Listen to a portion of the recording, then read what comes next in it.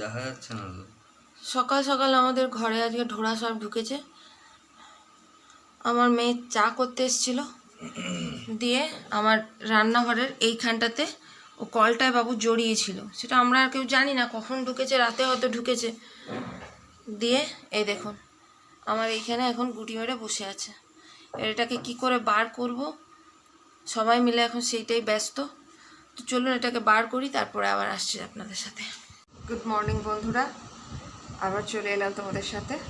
তো এক cup Bournvita নিয়ে, এখন বাজে সকাল 11টা।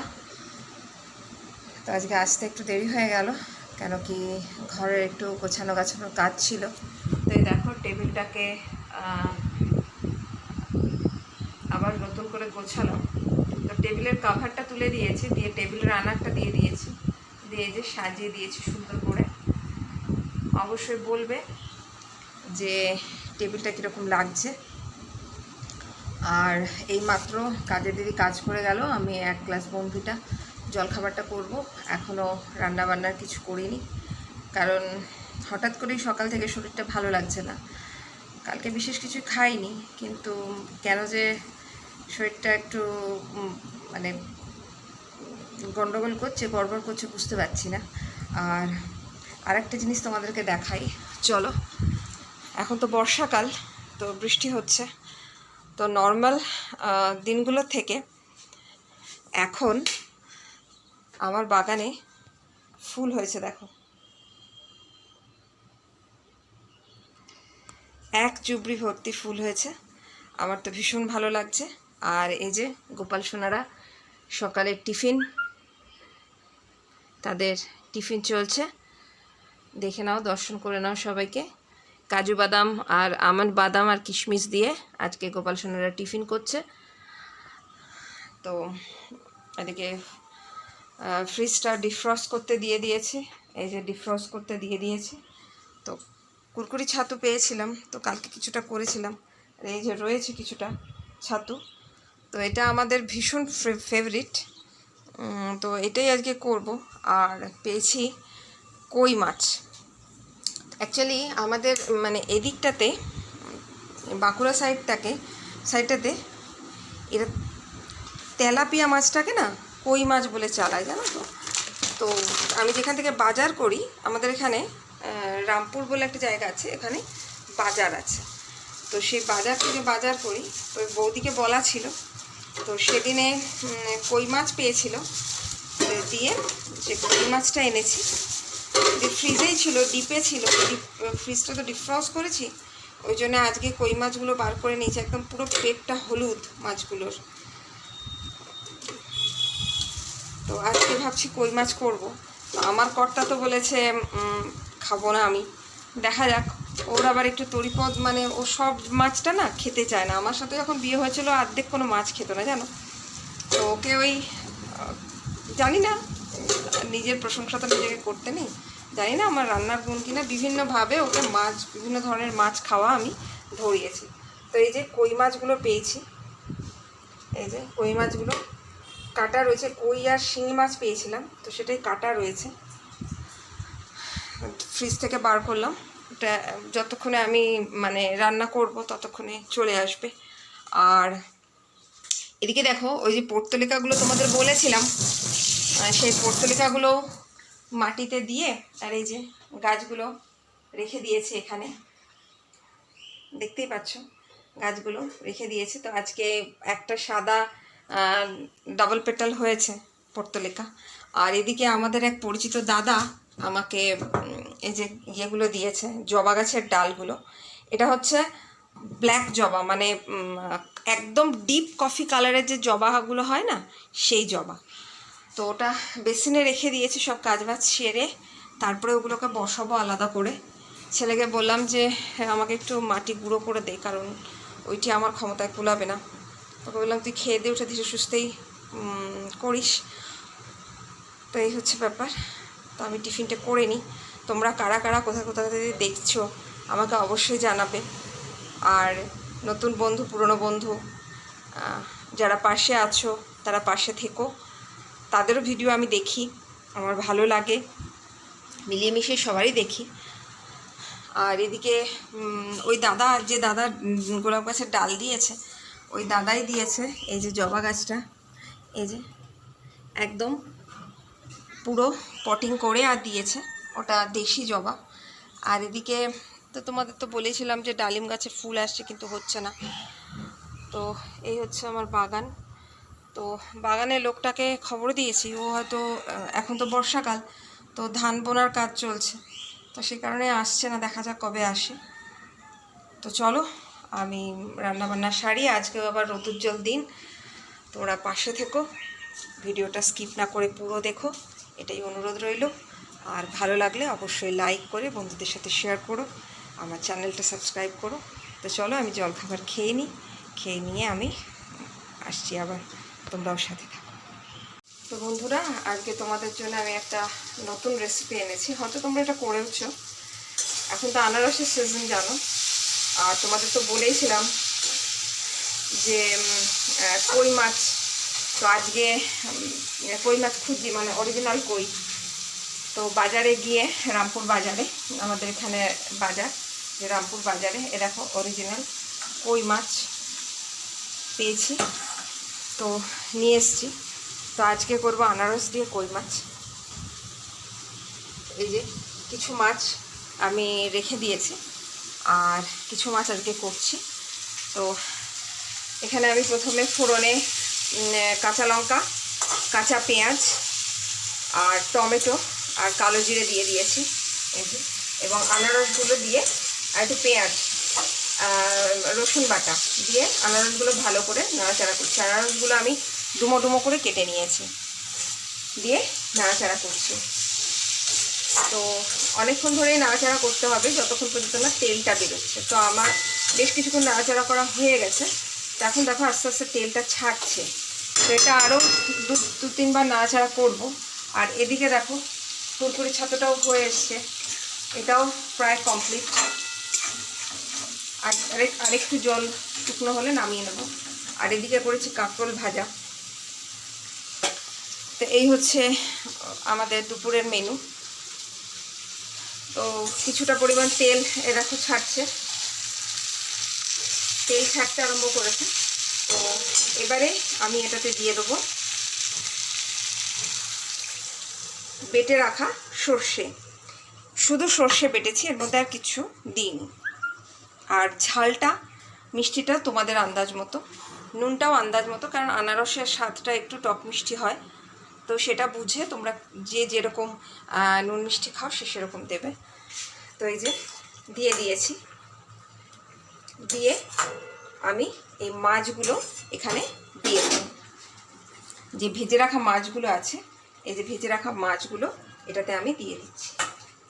যাতে বেশি ঝোল খেতে লাগে না, বেশি ঝোল হয়ও না, যাতে যতটুকু পরিমাণ মানে রসটা ঢোকার মাছের মধ্যে ঠিক ততটুকু। তো আরেকটু জল দিতে লাগবে, তো আমি একটু জলটা দিয়ে নিই। তো আমি এটাতে জল দিয়ে দিচ্ছি। ব্যাস, এবার এটা আমি ফুটতে ছেড়ে দেবো 5 মিনিটের মতো। এটা আমি ফুটতে ছেড়ে দেবো। যেহেতু আনারসটা খুব একটা সেদ্ধ হতে লাগবে না, ওটা মোটামুটি একটু সেদ্ধ হবে, আর তাহলে রসটাও বেশ সুন্দর মিশে যাবে। তো চলো এটা সেদ্ধ হোক, আসছি 5 মিনিট পরে। 5 মিনিট পর আমি আবার চলে এলাম। দেখো আনারসগুলো নরম হয়ে এসছে, মাছগুলো, আর ঝোলটাও কিছুটা কমে এসছে। ওপরে ধনে পাতা ছড়িয়ে এবার আমি এগুলোকে নামিয়ে দেবো। তো চলো সাথে থাকো, আমি নামিয়ে নিয়ে ফাইনাল লুক তোমাদের দিচ্ছি। তো বন্ধুরা, এই হলো আনারস দিয়ে কই মাছের ঝাল। তো অবশ্যই তোমরা জানাবে কেমন হয়েছে রান্নাটা। ভালো লাগলে অবশ্যই আমার সাথে থেকো, পাশে থেকো, আমাকে সাপোর্ট করো, এবং আমার চ্যানেলটা সাবস্ক্রাইব করে লাইক দিয়ে, ভালো লাগলো কিনা অবশ্যই জানাবে। কোথা থেকে কারা দেখছো অবশ্যই জানাবে। নিজেরা বাড়িতে ট্রাই করবে, ট্রাই করে জানাবে কীরকম লাগলো। রান্না কমপ্লিট হয়ে গেল, হয়ে গিয়ে এখানে রকের মাংসটা সেদ্ধ বসিয়ে দিয়েছি, ওটাও হয়ে এসছে। ও হয়ে গেলে ওকেও দিয়ে দেবো। ও এদিকে ঘুম থেকে উঠে পড়েছে, উঠে পড়ে এবার কাইকই লাগিয়েছে, মানে খিদে পেয়ে গেছে আর কি। এই টাইমটাতেই ওর ন্যাচারালি খিদে পায়, এটা একটু হলে ওকে দিয়ে দেবো খেতে। আর এদিকে তোমরা তো দেখলেই, এদিকে দেখো বৃষ্টি এসে গেছে, মুষলধারায় বৃষ্টি পড়ছে। আষাঢ় মাসে যেমন কোনো বৃষ্টিই ছিল না, তেমনি দেখো শ্রাবণ মাসে কিন্তু বাবার মাসে অঝোর ধারায় বৃষ্টি পড়ছে, ভালো লাগছে দেখতে। আর এদিকে গাছগুলো বেশ সুন্দর হয়েছে আমার গাছগুলোতে দেখো, মালবেরি গাছেও চলে এসছে, জাল চলে এসছে। আর ডালিম গাছে তো জাল আসছে আর পড়ে যাচ্ছে জানি না, তাও একটা দাদা ওষুধ দিয়েছিলাম কিন্তু কিছুই তো হলো না। ওদিকে করবি গাছটা দেখো কাত হয়ে পড়ে গেছে, কিন্তু আমি মানে তুলতে যেতে পারছি না, ওইখানটা পুরো অন্যান্য গাছ আছে তো সেই জন্যে। এদিকে সাদা টগরটাও এসছে, লাল টগর এসছে। তো ঘরের ভিতর থেকে তোমাদেরকে সেভাবে বাগানটা দেখাতে পাচ্ছি না। তো বৃষ্টির জলে দেখো পদ্মটা ভেবেছিলাম পদ্ম গাছটা বোধহয় মরেই গেল, তো দেখা পদ্মের পাতাটা একটি বীজ মরে গেছিলো, তো এই বীজটা আবার হয়েছে। তো চলো, তোমরা তো দেখলেই কী কী রান্না করলাম, তো অবশ্যই জানাবে তোমাদের কেমন লাগলো। চলো আমি রকিকে খেতে দিয়ে নিই, আবার রাতের তরকারিটাও কাটার আছে, আনাজপাতি সব ছড়ানো, এখনও কিছু গোছায়নি। দেখি রাতে কি রান্না করি। চলো আসছি অন্য কাজ সেরে। বন্ধুরা দেখো, রকি আমার জামা ধরে টানছে, আমি খালি ওকে বলেছি আমি টাটা যাচ্ছি বলে আমি গেটটা লাগাতে গেছি, আমার কোথাও যাওয়া চলবে না।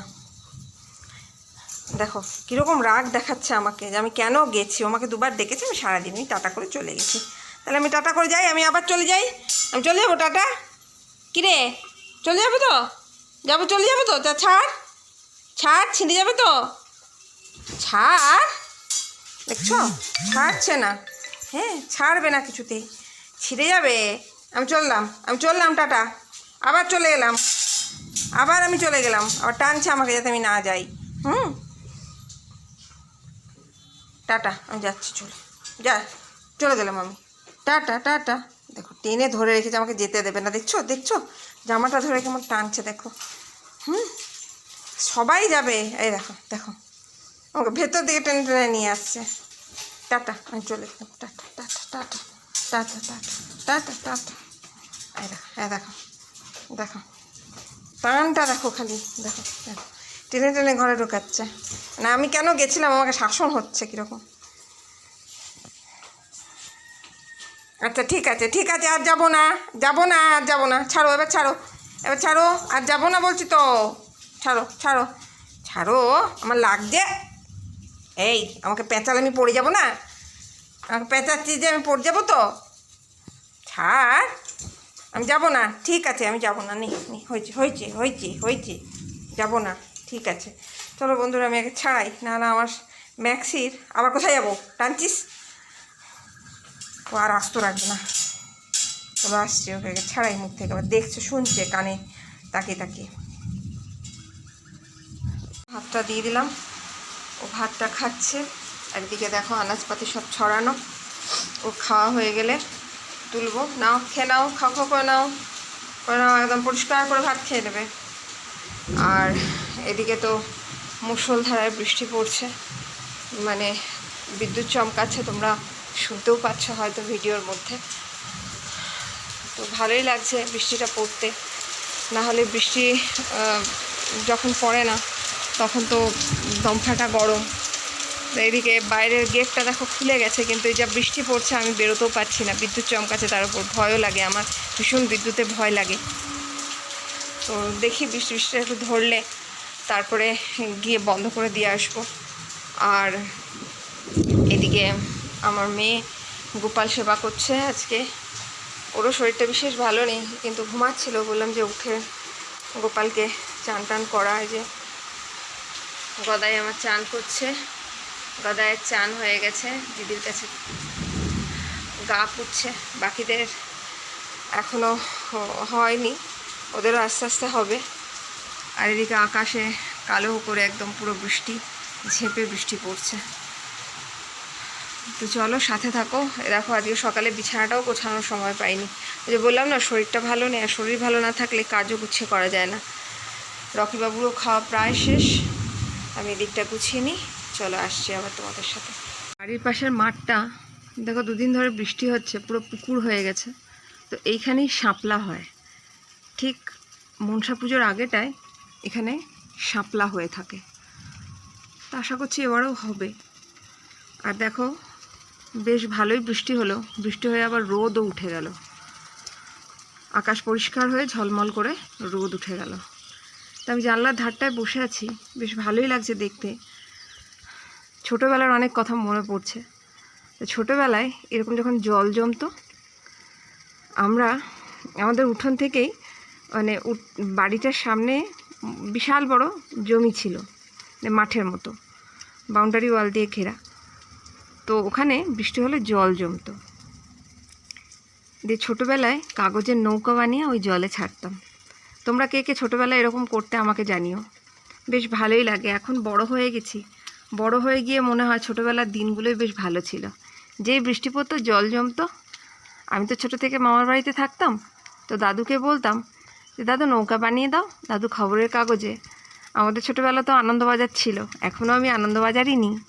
তো সেই আনন্দবাজার কাগজগুলো মোটা করে বড় বড় করে নৌকো বানিয়ে দিত, সেই নৌকোয় আমি ভাসাতাম ওই জলগুলোতে, খুব ভালো লাগতো। তো আজকে জমা জলটা দেখছি, তো সেই শৈশবটা মনে পড়ছে। এখনকার শৈশব তো আর সেগুলো নেই, এখনকার শৈশব তো সব গেমে, তাদের শৈশব যে কখন যৌবনে চলে যায়, এখন আর শৈশবের সে মজা নেই।